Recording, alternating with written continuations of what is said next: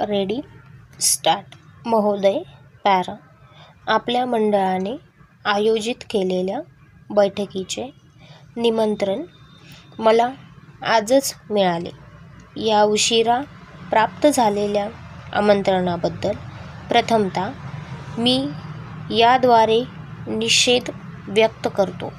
या बैठकीचे आयोजन 10 मे रोजी निश्चित केलेले असून त्यावेळी प्रवासी वाहतुकीप्रमाणे मालवाहतूक सुद्धा आपल्या मंडळाने हाती घेणे योग्य आहे की नाही याबाबत विचार होणार आहे. याच विषयाच्या अनुषंगाने बैठकीस मी उपस्थित राहावे अशी आपण विनंती केली आहे. परंतु त्या दिवशी माझी पूर्वनियोजित महत्त्वाची न टाळता येण्यासारखी कामे असल्यामुळे मी सदर बैठकीस पूर्वसूचनेनुसार उपस्थित राहू शकणार नाही आणि माझी अनुपस्थिती मंजूर करावी ही विनंती. पॅरा. उपरोक्त विषयासंदर्भात माझे लेखी मत मी या पत्राद्वारे आपणास कळवित आहे. हे पत्र आपण मंडळापुढे बैठकीत ठेवाल.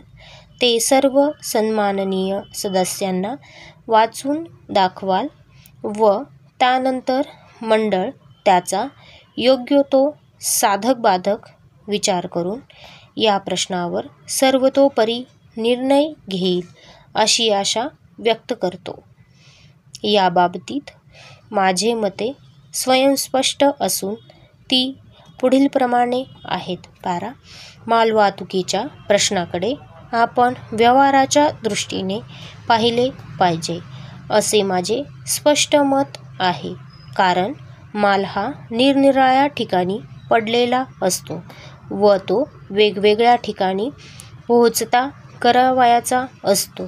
त्यामुळे मालवाहतुकीच्या सुरक्षिततेची जबाबदारी घ्यावी लागणार आहे. हल्ली ज्या पद्धतीने प्रवासी वाहतुकीमध्ये उतारूंची वाहतूक होते त्या पद्धतीने हे काम करता येणे अवघड वाटते.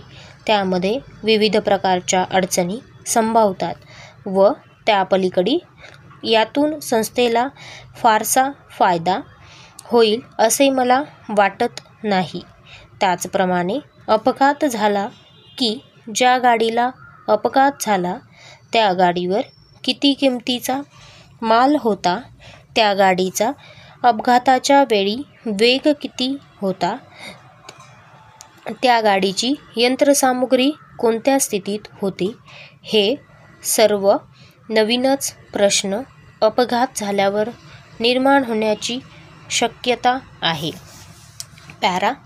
तसेच मालवाहतुकीचा सर्व व्यवहार मंडळाच्या पारदर्शी कारभाराचे दृष्टिकोनातून फार गुंतागुंतीचा व जिकिरीचा आहे व हे काम करणे काही सोयीस्कर नाही. तसेच या व्यवहारात अमुक इतका निव्वळ फायदा होईल असा अंदाजही काढता येणार नाही.